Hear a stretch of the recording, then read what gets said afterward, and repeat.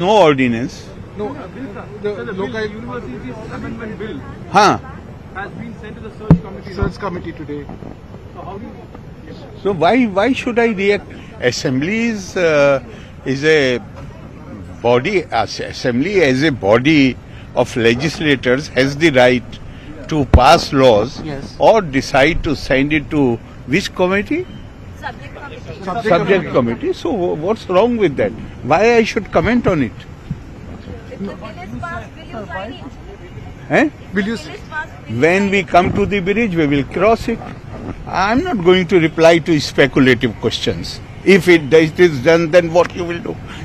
Tell me what is there. So the amendment is for changing the structure of the search committee. I do not know what proposal is there. Legislative Assembly has full right, and that right must be respected. But governor's duty is also there, and you can be certain that I will not allow a kind of selection where vice chancellors can be used to appoint relatives of those who are in power. It is, if this is to the stay which has been issued in the matter of Kannur University, that stay is there because the complaints are that a person who had secured only was at the lowest rung as far as UGC ranking is concerned, was being appointed. So that you can be sure whatever bill is passed, as long as I am here, I will not allow the erosion of the autonomy of the university. I shall not allow vice chancellors being used to appoint close relatives. That is not going to happen. Anything more? Sir, one thing more. What about the Chancellor's Award? The Chancellor's Award for 2021 is not has been declared. Why so? I will go and see. Why? Actually, A university where in one season 2 papers have been repeated. You want me to give award to them? no, it's about Though- the governor has appointed a council, and the council has given Absolutely right. All these facts were hidden from that council. The university where, you tell me what you will do if you were in my place. In one season, 2 papers, examination papers of last year have been repeated. And in one case, answer sheets were provided to the candidates. And in another case, university wanted me to approve their proposal that degree can be withdrawn for the time up to 10 years. And High Court itself turned it down. High Court said that the Chancellor has rightly rejected this proposal. How will you, if you were in my place, what you will do? Actually, this university is recommended. I'm not going to tell you. But this much I can tell you, you can find out in which university, instead of examination paper, answer sheets were provided to the candidates. But the council was appointed by governor. It's okay, but if a governor was not providing the facts, that was for the universities. So that's the reason. This is a strong reason. And then in this context, this is also very important, that they wanted to withdraw the degree of these students. And the words which were used, for which Vice Chancellor has expressed apologies later, because I took exception. I said, what wrong this, if your system fails and you are calling them, they have received degree, and for this moral delinquency,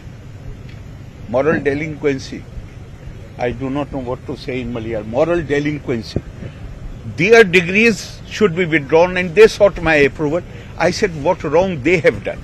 If your system has failed, your system is not working, you are not working, and even if you wrongly give degree to somebody, what crime that person has committed? How can you call them moral delinquent? And then whom they were calling moral delinquents? They are people like you from Kerala, youngsters. You want them to go with the label of being morally delinquent? I took exception. How can you write this? The lapse is on your part, and you are blaming those who have received the degree. How can you use this language? Do you understand the meaning of these terms?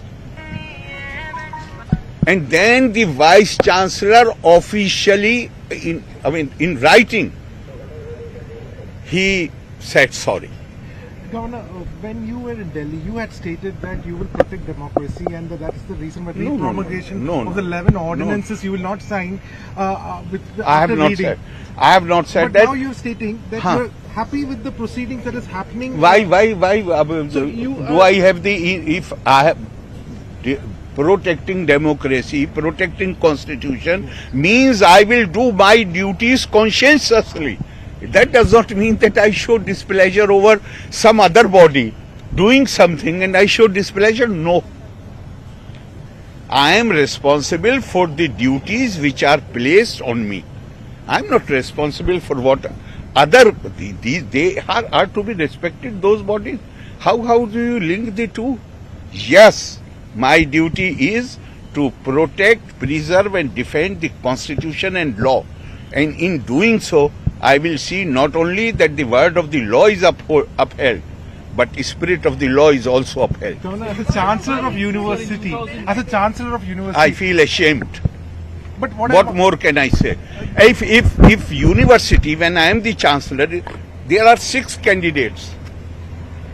One candidate, according to UGC ranking, has received more than 500 marks. And the last candidate has received only 100 and few marks. The 100 and few, one receiving 100 and few, he is being considered to be appointed. Why? Because that candidate is close or relative of. I'm really surprised at this. What I should call it, that everything has come into public knowledge, yet they are defending it.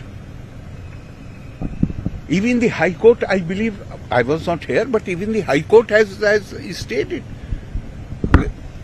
democracy also means, be you ever so high, the law is above you. We all have to work under the law. So you are asking me that you have said, but you are not finding any problem with the. This is what you are saying. Yes. I have no business to find fault with the assembly.